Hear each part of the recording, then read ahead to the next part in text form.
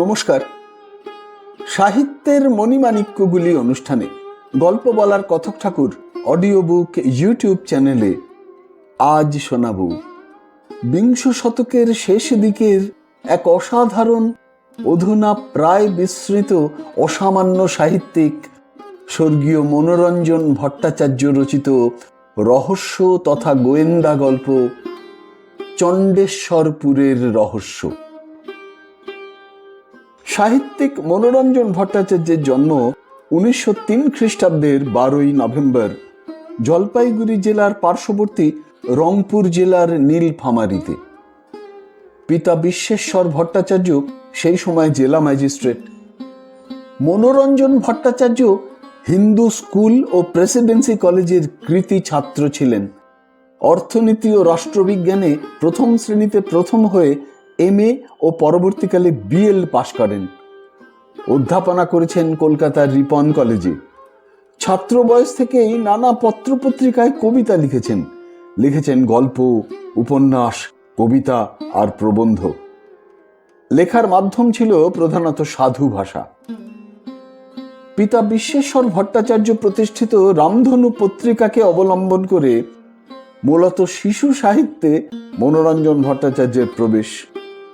কিশোরদের উপযোগী এই মাসিক পত্রিকাটি তার হাতেই লালিত ও পালিত হয়েছিল প্রায় 9 বছর। মনোরঞ্জন ভট্টাচার্য সৃষ্টি করেছিলেন ছোটদের গোয়েন্দা কাহিনী। তার সৃষ্ট হুকাকাশি নামক এক গোয়েন্দা বাংলা শিশু সাহিত্যের সম্পদ। হুকাকাশি জাপানি ডিটেকটিভ। পদ্মরাগ, ঘোষ চৌধুরীর ঘড়ি, সোনার হরিণ প্রভৃতি উপন্যাসগুলি হুকাকাশিকে কেন্দ্র করেই গড়ে উঠেছে। এছাড়াও অনেকগুলি ছোট গল্প লিখেছেন হুকাকাশি কেন্দ্রিক। সমস্ত গল্পগুলিতে ভৌতিক এবং রহস্যের আবরণ এনেছেন, তবে অপ্রত্যাশিত চমক আনলেও খুন খারাপির অবতারণা কখনো করেননি। গভীর নিষ্ঠাবান, দরদি আর উদার হৃদয়ে মনোরঞ্জন ভট্টাচার্য খুব ভালো গল্প বলতে পারতেন। অনেকগুলি হাসির গল্প তিনি লিখেছিলেন। আর এক ধরনের গল্প লিখেছেন যার বিষয় সংগ্রহ করেছেন রামায়ণ, মহাভারত, পুরাণ থেকে, অথচ পরিবেশ ও পটভূমিকা হলো বর্তমান সময়ের, যা গ্রন্থাকারে প্রকাশিত হয়েছিল নূতন পুরাণ নাম দিয়ে। কবিতা, গল্প, উপন্যাস, নাটক, অনুবাদ, প্রবন্ধ যেখানেই হাত দিয়েছেন সেখানেই সফল হয়েছেন মনোরঞ্জন ভট্টাচার্য। ড্রাগনের দুঃস্বপ্ন গ্রন্থের উৎসর্গপত্রে হেমেন্দ্র কুমার রায় বলেছেন, দেখা পেয়েছি 2 দিন, মনে রাখবো চিরদিন। এমন সুন্দর কথা মনোরঞ্জন ভট্টাচার্যের ব্যক্তিত্বকেই চিনিয়ে দেয়। 1939 খ্রিস্টাব্দের 4 ফেব্রুয়ারি মাত্র 35 বছর বয়সে মনোরঞ্জন ভট্টাচার্য শেষ নিঃশ্বাস ত্যাগ করেন। এই অসামান্য সাহিত্য স্রষ্টাকে শ্রদ্ধা জানিয়ে আমার আজকের নিবেদন চণ্ডেশ্বরপুরের রহস্য।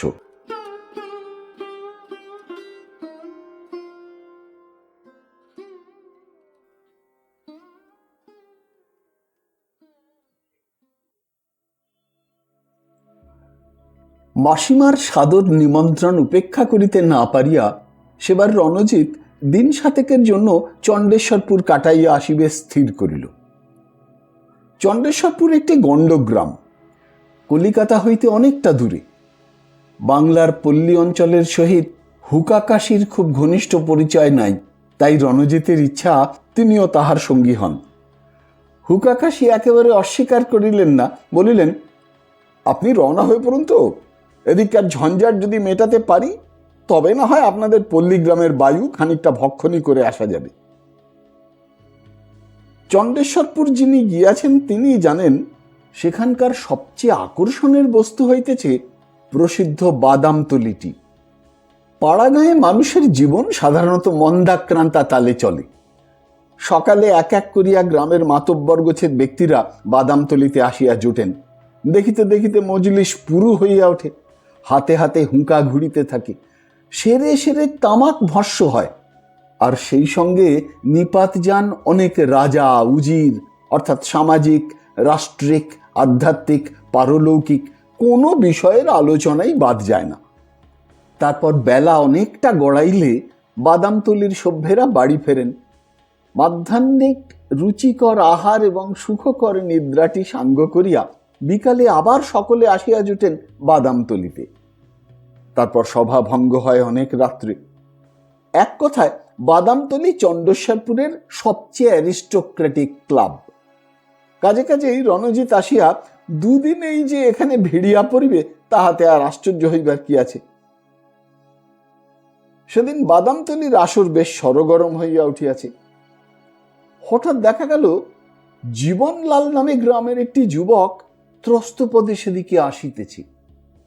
তাহার সঙ্গে তাহারই বয়সী আর এক ছোকরা, তাহারও হাবভাব যেন একটু অস্বাভাবিক রকমের চঞ্চল। অনেকেই যুবকটিকে চিনিতে পারিল। সে জীবনের ভগিনীপতি ঋষিকেশ। সবে গত বৎসর তাহার বিবাহ হইয়াছে। এদিকে বিষয় আশয় সংক্রান্ত কোনো কাজে সে আসিয়াছিল, একদিনের জন্য শ্বশুর বাড়ি ঘুরিয়া যাইবে, এই তাহার মতলব। জীবনলাল নিকটে আসিতেই একজন জিজ্ঞাসা করিল, ব্যাপার কি হে জীবন, চোখ মুখ অমন শুকনো শুকনো কেন? এক ভয়ানক কাণ্ড হয়ে গেছে সুধীরদা। আচ্ছা, মানুষ মরে গেলেও তার প্রেতাত্মা মানুষের শরীর ধরে পৃথিবীতে ঘুরে বেড়াতে পারে, এ আপনারা বিশ্বাস করেন? জীবনলালের নাক হইতে ঘন ঘন নিঃশ্বাস পড়িতেছিল।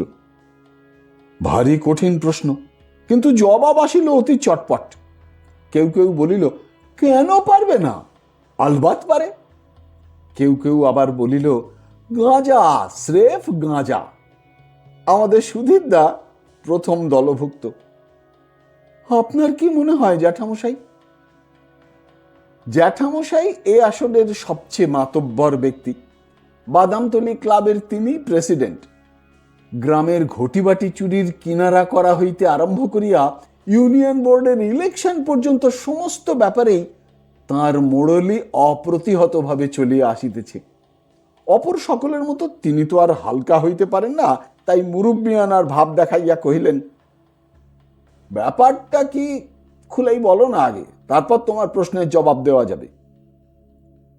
এই ঋষিকেশকে জিজ্ঞাসা করুন, সে তো নিজের চোখেই প্রত্যক্ষ করেছে।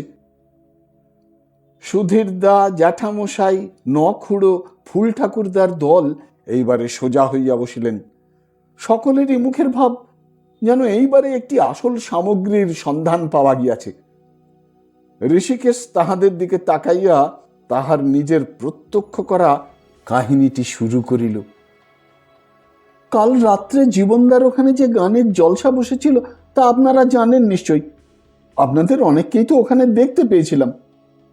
জলসার আসর ভাঙে রাত প্রায় 10টায়।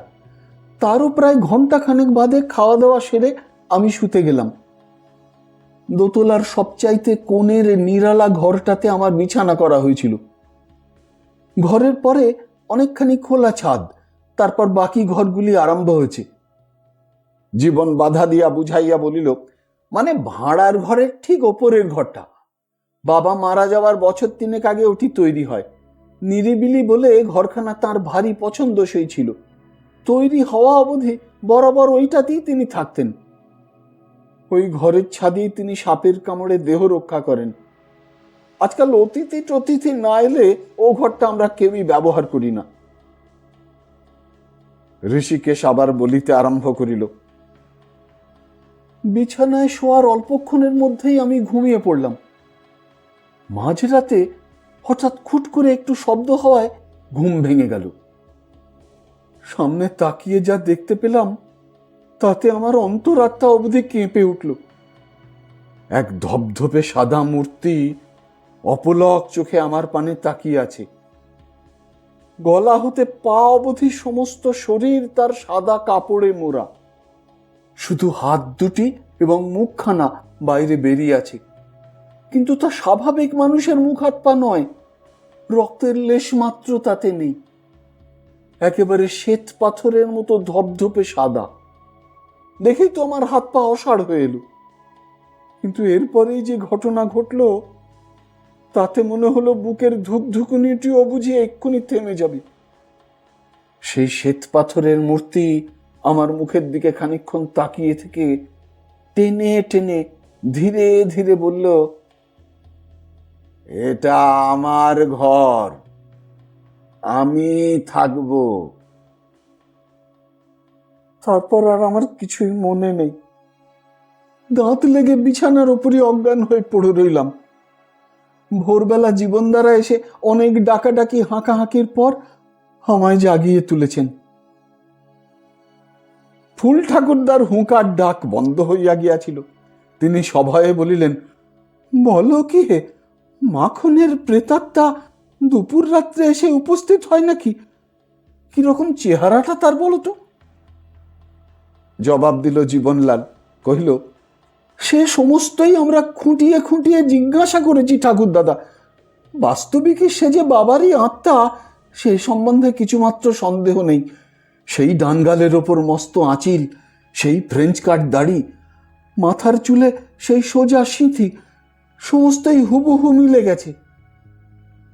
সুধীর দাস সোৎসাহে বলিয়া উঠিলেন, ভূত নেই না, লাও এবার।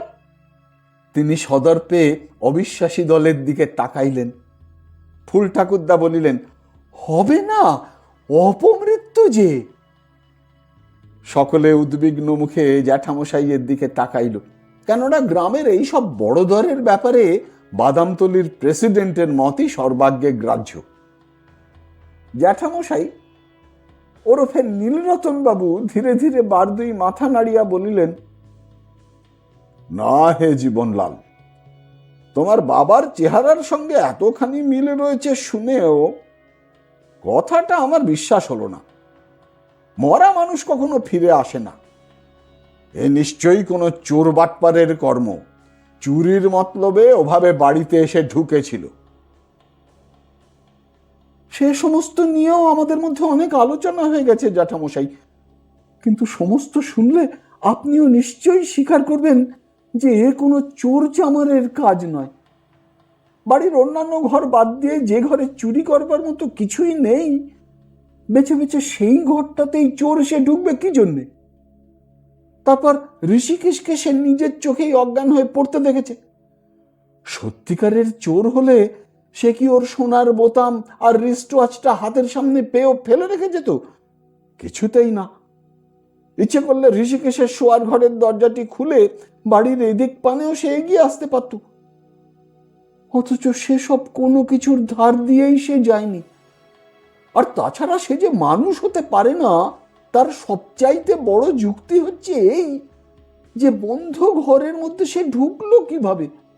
দেওয়াল অথবা ছাদ ফোড়ে তো আর মানুষের পক্ষে আসা সম্ভব নয়। নীলরতনবাবু একটু বিজ্ঞভাবে বলিলেন, কিভাবে ঢুকলো সেইটাই তো হচ্ছে আসল রহস্য, আর সেই রহস্যই তো আমাদের ভেদ করতে হবে।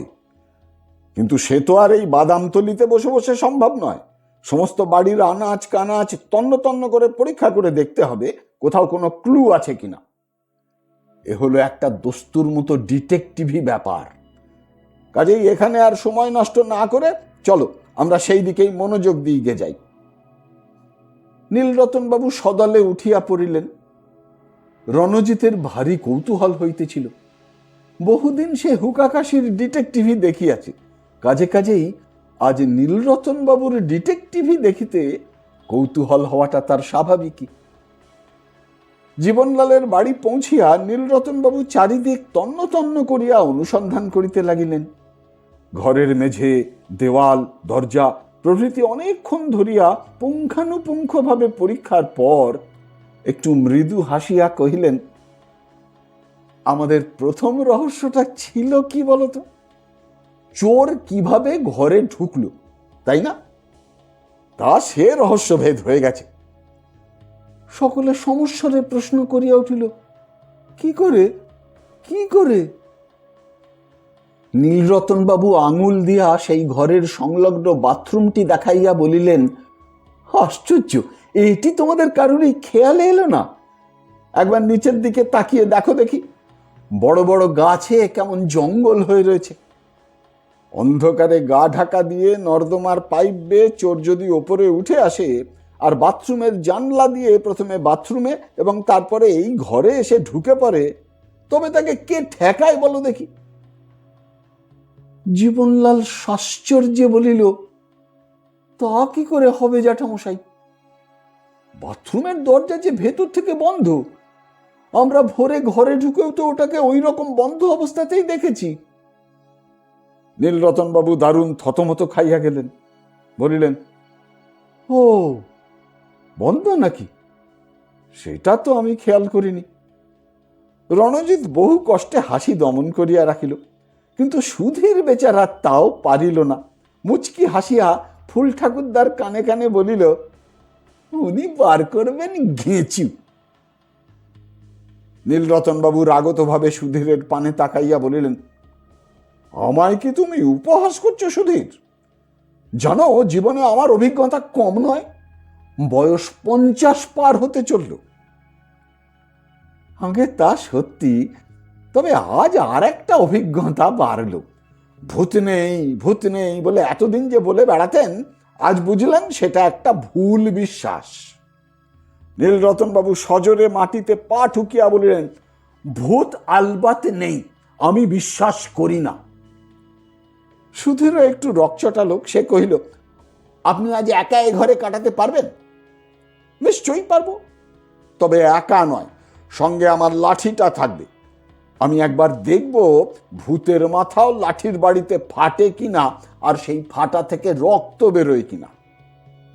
বেশ, তবে তাই কথা রইল, সময়কালে পেছুবেন না জানো। জবাবে নীলরতন বাবু শুধু একবার রোষকষায়িত নেত্রে সুধীরের দিকে তাকাইলেন মাত্র। বাড়ি ফিরিয়া রণজিৎ যা দেখিতে পাইল, সে আদপেই তা প্রত্যাশা করে নাই। বারান্দায় বসিয়া হুকা কাশি তাহার মেসমশাইয়ের সঙ্গে গল্প করিতে করিতে চা পান করিতেছেন। সে হঠাৎ উচ্ছ্বসিত হইয়া উঠিল। বড় সুসময়ে এসে পড়েছেন মিস্টার হুকা কাশি, গ্রামে আজ জোর খবর। সকালবেলাকার সমস্ত ব্যাপার সে আদ্যপান্ত হুকা কাশির নিকট খুলিয়া বলিল। শুনিয়া হুকা কাশি হা হা করিয়া হাসিয়া উঠিলেন, কহিলেন, তাই বটে, সব কাজেই কিছু না কিছু বিদ্যা লাগে, বাদ শুধু ডিটেকটিভ গিরিতে। এটা মানুষের একেবারেই বিধিদত্ত সম্পত্তি। কিন্তু ব্যাপারটাতে আপনার বিদ্যা একটু দেখাতে হচ্ছে তো। সুধীর ঠিকই বলেছে, নীলরতন বাবু রহস্যভেদ করবেন না ঘেঁচু। তা কি হয়? আমি হাজার হলো বিদেশি লোক, অযাচিত ভাবে এসব ব্যাপারে আমরাই বা কেন হাত দিতে যাব, আর ওরাই বা কেন তা বরদাস্ত করবে? ঠিক অযাচিত ভাবে নয়, ও বাড়ির জামাই ঋষিকেশ কলকাতার ছেলে, আমায় দেখেই চিনেছে, ফুটবলের মাঠে নাকি অনেকবার দেখেছে। আপনার পরিচয়ও সে সবিশেষ জানে। আপনার এখানে আসবার সম্ভাবনা আছে শুনে অবধি সে ছটফট করে বেড়াচ্ছে আপনাকে দিয়ে ব্যাপারটার একটা কিনারা করিয়ে নেবার জন্য। তা বেশ তো, আজকে রাত্রে আবার নতুন কি কাণ্ড ঘটে দেখাই যাক না, এত তাড়াতাড়ি কিসের? পরদিন ভোর হইতে না হইতেই গ্রাম ভাঙিয়া লোক আসিয়া জুটিল জীবনলালের বাড়িতে। রণজিতের আগ্রহাতিশয্যে হুকা কাশিও আসিয়া উপস্থিত হইলেন। নীলরতন বাবু ঘুমাইতেছিলেন, বাস্তবিকই ঘুমাইতেছিলেন, অজ্ঞান হইয়া পড়েন নাই।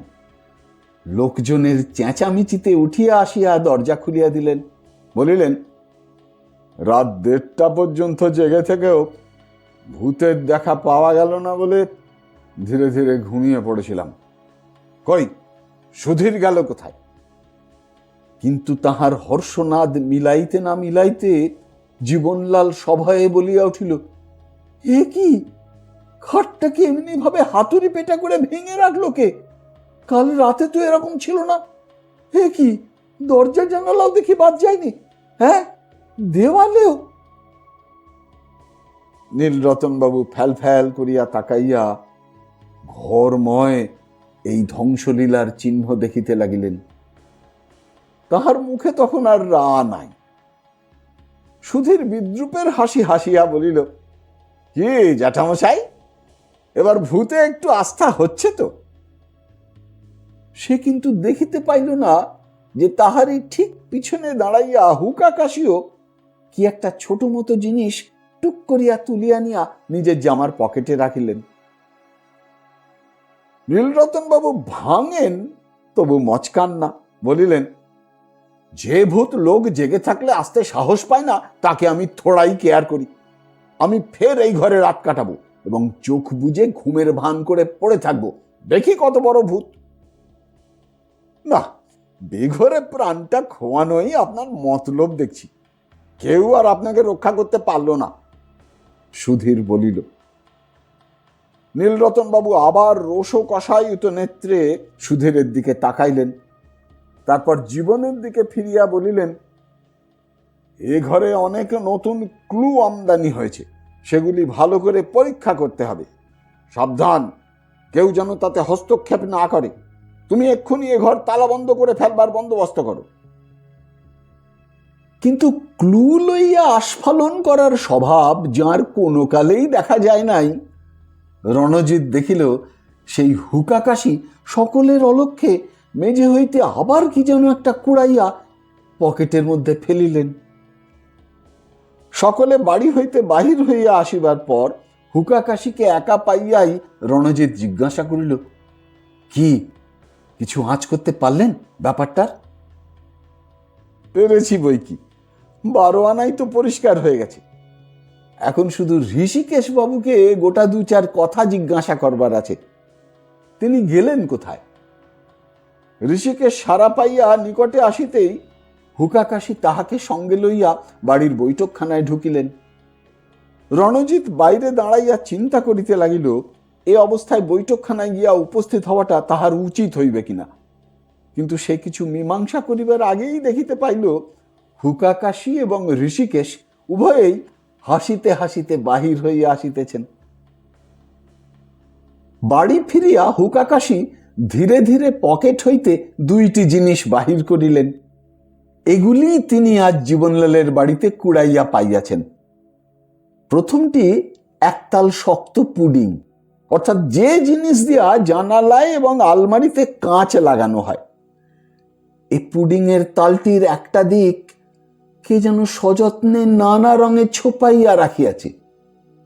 দ্বিতীয় দ্রব্যটি হইতেছে খানিকটা সরু অথচ শক্ত সুতা, তাহারও আবার একদিকের মাথায় এবং তার অল্প নিচে 2টি গিঁট দেখা যাইতেছে। হুকাকাশি একটু মৃদু হাসিয়া সেগুলি দেখাইতে দেখাইতে বলিলেন, এরাই রহস্যের সন্ধান আমায় অনেকখানি বলে দিয়েছে। ভারী এক চোখা দেখছি তো এরা, আমায় যে কিছুতেই বলছে না। বলবে বলবে, ক্রমে সবই বলবে। আপনার ম্যাগনিফাইং গ্লাসটা একবার বার করে রাখবেন তো, খাওয়া দাওয়ার পর আমি একটু বেরোবো, তখন আর আপনাকে কষ্ট দিতে চাই না। কিন্তু রাত দুপুরে সজাগ থাকবেন, একবার ভূত দর্শনে রওনা হতে হবে। দুপুর রাত্রে রণজিৎকে সঙ্গে লইয়া হুকাকাশি চুপি চুপি বাহির হইয়া পড়িলেন। থামিলেন গিয়া তাহারা জীবনলালের বাড়িতে আসিয়া। হুকাকাশির উপদেশ মতো ঋষিকেশ এবং জীবনলাল পূর্ব হইতেই প্রস্তুত ছিল। চারিজনে ধীরে ধীরে আসিয়া উপস্থিত হইল ঠিক সেই ঘরটির সামনে, যেখানে আজ 2 দিন ধরিয়া এত বড় ভৌতিক কাণ্ডটা চলিতেছে। চারিজনেই স্তব্ধ হইয়া দাঁড়াইলেন, কেননা ভিতর হইতে অনবরত খটখট শব্দ আসিতেছে, বেশ জোরে। হুকাকাশি দরজায় করাঘাত করিয়া বলিলেন, নীলরতন বাবু, দরজা খুলুন। তৎক্ষণাৎ ভিতরের শব্দ একেবারে থামিয়া গেল, কিন্তু নীলরতন বাবুর কোনো সাড়া শব্দ পাওয়া গেল না। হুকাকাশি এবার আরো জোরে জোরে দরজায় ঘা দিতে লাগিলেন, তবুও নীলরতন বাবু যে জাগিয়া আছেন তাহার কোনো লক্ষণই দেখা গেল না। ব্যাপার কি, ভূতে সাবাড় করিয়া দেয় নাই তো? হুকাকাশি এবার এমনই জোরে দরজা ধাক্কাইতে লাগিলেন যে মনে হইল যেন কাঠের দরজা এখনই ভাঙিয়া পড়িবে। সে আওয়াজে অতি বড় কুম্ভকর্ণেরও ঘুমের নেশা টুটিয়া যায়। নীলরতন বাবুরও গেল। চোখ রগড়াইতে রগড়াইতে নিদ্রালু চোখে দরজা খুলিয়া দিয়া তিনি বলিলেন, কে? হ্যাঁ, কি ব্যাপার? কি? চমৎকার অভিনয়ের ক্ষমতা আপনার, কিন্তু যে কাজটি শুরু করেছিলেন চটপট আগে সেটা শেষ করে ফেলুন তো। নীলরতন বাবু একেবারে যেন কাঠ হইয়া গেলেন। সমস্ত মুখ ভয়ে তার সাদা হইয়া গেল। হুকাকাশি এইবারে হুঙ্কার ছাড়িলেন, ধরুন শাবল। দেখেছেন, আপনি একা আর আমরা 4 জন। জীবনলাল, ঋষিকেশ, রণজিৎ 3 জনেই একেবারে হতভাগ। তাহারা সবিস্ময়ে দেখিল নীলরতন বাবু ধীরে ধীরে বিছানার উপর হইতে শাবল লইয়া আসিলেন, কিন্তু বলিয়া না দিলে এবং নিচের ধারালো দিকটা লক্ষ্য না করিলে কে বলিবে এটি লাঠি নয়, শাবল। এমনি সুকৌশলে অস্ত্রটিকে রং করিয়া লওয়া হইয়াছে। শাবলের সাহায্যে নীলরতন বাবু দেওয়ালের একটি বিশেষ জায়গা খুঁড়িতে লাগিলেন। সেখানকার ফাঁপা ইট খসিয়া পড়িল। তারপর সেই ইটের অন্তরালে পাওয়া গেল ছোট্ট একটা কৌটা। হুকাকাশি ত্রস্ত হস্তে কৌটাটা খুলিয়া ফেলিলেন। ভিতর হইতে বাহির হইয়া আসিল একখানি অত্যুজ্জ্বল আসল মরকতমণি। নীলরতন বাবু পাণ্ডুর মুখে জীবনলালকে উদ্দেশ্য করিয়া বলিলেন, বাবা জীবনলাল, আমি এবং তোমার বাবা দুজন আর কেউই নিষ্পাপ নই। প্রথম জীবনে আমরা দুজনে একত্রে বোম্বাইয়ে কাটিয়েছিলাম। সেখানে আমাদের প্রধান কাজ ছিল লোক ঠকানো ব্যবসা। তোমার বাবা কোথা থেকে এবং কি করে জানি না এই মণিখানা বাগিয়েছিলেন। আমায় বখরা দিতে অস্বীকার করে বসলেন। আমার বখরা মারা গেল। এদিকে মণি খোয়া যাবার সঙ্গে সঙ্গে খবরের কাগজ মহলে একেবারে হুলুস্থুল। থানায় থানায় খবর পৌঁছে গেল। তোমার বাবা বুঝলেন এখন ওখানা বিক্রি করতে গেলেই বিপদ। বেশ কয়েক বছর অপেক্ষা করতে হবে, যাতে ক্রমশ লোকে যেন ব্যাপারটার কথা ভুলে যায়। এরপরেই কোথায় যে সেটা তিনি লুকিয়ে ফেললেন, আমি আর তার কোনো পাত্তাই পেলাম না। তারপর তার মারা যাওয়ার অনেক দিন পরে সেদিন তোমাদের লাইব্রেরিতে বসে বসে বই ঘাঁটছিলাম। হঠাৎ তোমার বাবার একখানা পুরনো নোটবুক আমার হাতে এলো। দেখলাম সব পাতায় লেখা, শুধু মাঝের একখানা পাতা সাদা রয়েছে। আমরা পরস্পর পরস্পরের হালচাল সমস্তই জানতাম। বুঝলাম ওটা আর কিছুই না, অদৃশ্য কালিতে দুধ দিয়ে কোনো বিশেষ গোপনীয় খবরে লেখা হয়েছে। পাতাখানা তক্ষুনি ছিঁড়ে বাড়ি নিয়ে এলাম। অল্প একটু আগুনের আঁচে ধরতেই দুধের লেখা ফুটে বার হলো। তাতে এ ঘরের পূব দিকের দেওয়ালে একটা বিশেষ জায়গার কথা লেখা আছে। ছাদ থেকে 6 ফুট নিচে, দেওয়ালের বাঁ কোণা থেকে ডান দিক পানে 3 ফুট দূরে। বুঝতে পারলাম মরকতমণি কোথায় লুকোনো আছে তারই বিষয় একটা নোট এটা। হুকাকাশি হাসিয়া বলিলেন, তারপর আপনি চালাকিটা খেললেন পাকা ওস্তাদের মতো। বাড়িতে বিশিষ্ট অতিথি বিথিতি এলে তাকে এই ঘরেই শুতে দেওয়া হয় তা আপনার জানা ছিল। জীবনলাল বাবুকে গিয়ে বললেন, বোনাই এসেছে, একটা জলসা টলসার আয়োজন করো। বাড়ির ছেলে বুড়ো মেয়ে পুরুষ সবাই যখন গানে মশগুল হয়ে আছে, তখন অন্ধকারে চুপিসারে সোজা এই ঘরে চলে এসে ওই বাথরুমটাতে লুকিয়ে রইলেন। জীবনে জোচ্চুরি বিদ্যাটা ভালো মতোই শিখেছিলেন। ভুল বদলাবার তাই নানান ফন্দি ফিকিরি আপনার জানা ছিল। সাজ সরঞ্জাম লুকিয়ে সঙ্গে আনতে ভোলেননি। সেগুলির দৌলতে মুখের ও হাতের রং ধপধপে সাদা হয়ে গেল। চাঁচা চিবুকের ওপর ফ্রেঞ্চ কাট দাড়ি গজালো। টাকের ওপর সোজা সিঁতি কাটা পরচলা উঠল, ঠিক যেমনটি মাখনবাবুর ছিল। তারপর খাসা ভূতের অভিনয়। ঋষিকেশ বাবু ওর শ্বশুরকে দেখেননি, ওকে ভাওতা দিতে আর কি। পাড়া গায়ে ভূতের ভয়টা একটু বেশি, তা আপনার অজানা নেই। কাজেই সবাই যখন বড্ড বেশি ব্যস্ত হয়ে উঠবে, তখন আপনি কৌশলে এমনি একটি অবস্থার সৃষ্টি করে আনবেন, যাতে ভূত নেই প্রমাণ করবার জন্য সমস্ত রাত্রি এ ঘরেই আপনার স্থিতি হতে পারে। প্রথম রাত্রিটাতে আপনি আর আসল কাজটিতে হাত দিলেন না। লোক দেখানো লাঠি মানে শাবলটির সাহায্যে সমস্ত ঘরটা শুধু বেপরোয়া ঠুকে দিলেন। এতে করে এক ঢিলে দু পাখি মারা পড়ল। দেওয়ালের উপর শাবলের ঘা পড়লে বাস্তবিকই কেউ ছুটে আসে কিনা সেটাও পরখ করা হলো, আর প্রকারান্তরে সমস্ত গাঁকে জানিয়ে দেওয়াও হলো যে ওই ঘরটার উপর ভূতের ভারী আক্রোশ। ভবিষ্যতে যদি দেখো দেওয়ালকে দেওয়ালই ভূতে ফুঁড়ে দিয়েছে, তবুও আশ্চর্য হইও না।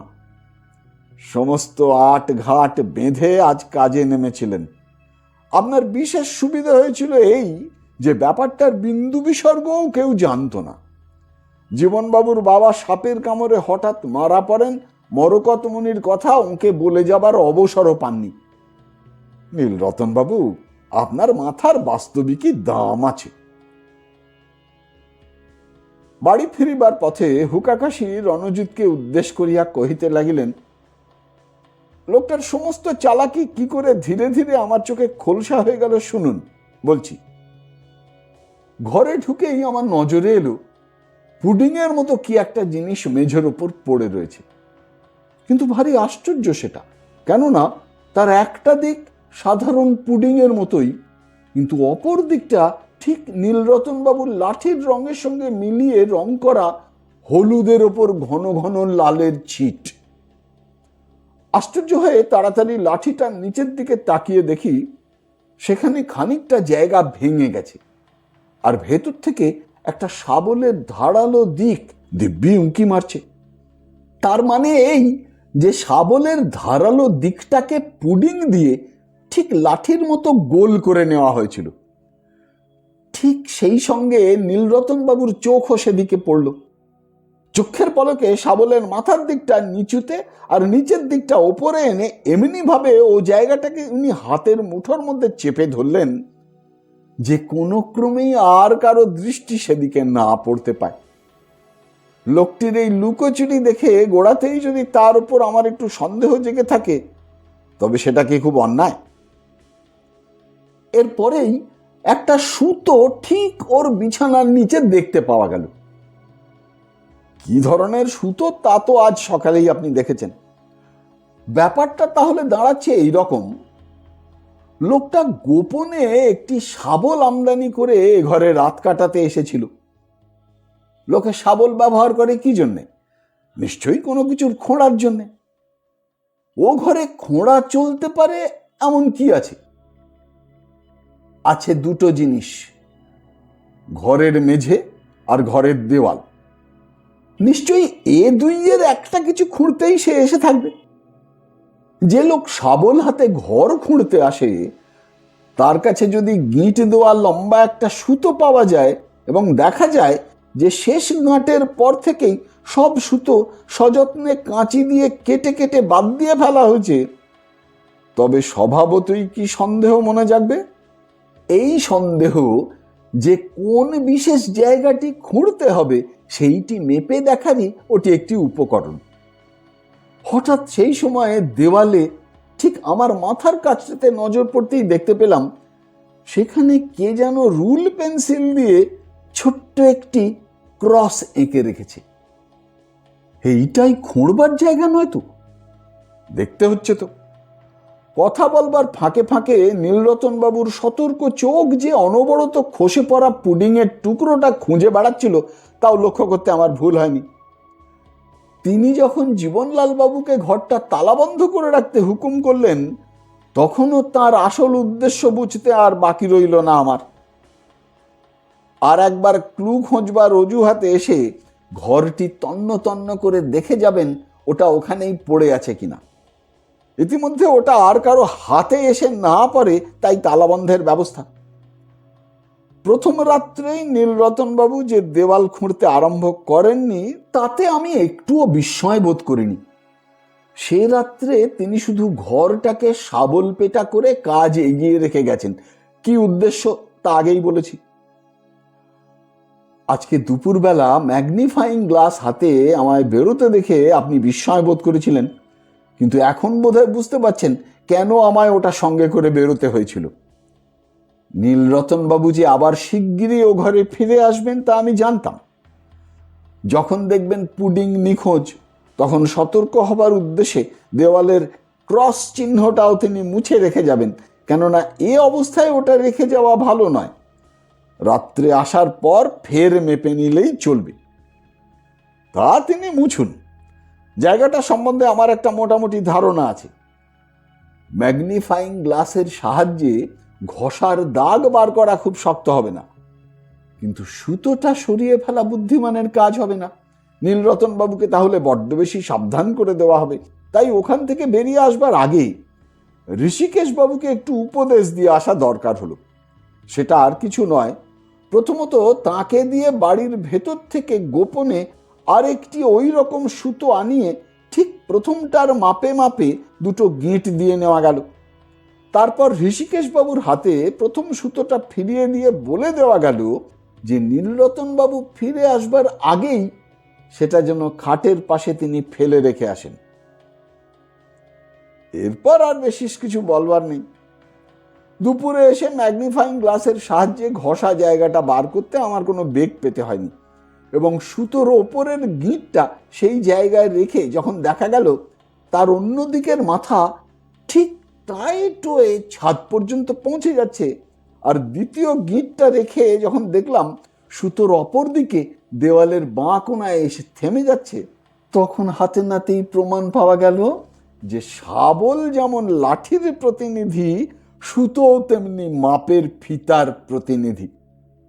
তারপর নীলরতন বাবুও যে ভূতের প্রতিনিধি তা তো আপনারাই স্পষ্ট দেখতে পেলেন।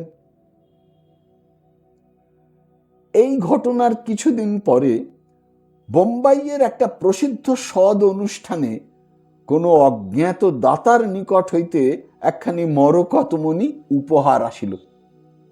সঙ্গের চিঠিতে লেখা ছিল, ওটি বোম্বাইয়েই পাওয়া গিয়াছিল।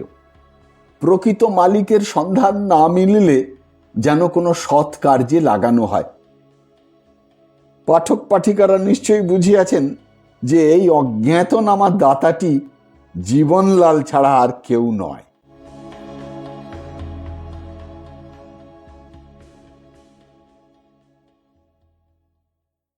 শুনলেন মনোরঞ্জন ভট্টাচার্য রচিত গোয়েন্দা গল্প চণ্ডেশ্বরপুরের রহস্য। যদি এই অনুষ্ঠানটি আপনার ভালো লেগে থাকে তবে অবশ্যই একটি লাইক দিয়ে আমায় উৎসাহিত করবেন। যারা এখনো আমার এই চ্যানেলটিকে সাবস্ক্রাইব করেননি তারা অবশ্যই সাবস্ক্রাইব বোতামটি টিপে চ্যানেলটিকে সাবস্ক্রাইব করে নেবেন এবং ভিডিওর কমেন্ট বক্সে আপনার মূল্যবান মতামত জানিয়ে চ্যানেলটিকে আরো এগিয়ে নিয়ে যেতে আমায় সাহায্য করবেন। ভালো থাকুন, পাশে থাকুন, সুস্থ থাকুন আর শুনতে থাকুন সাহিত্যের মণিমাণিক্যগুলি অনুষ্ঠানটি। নমস্কার।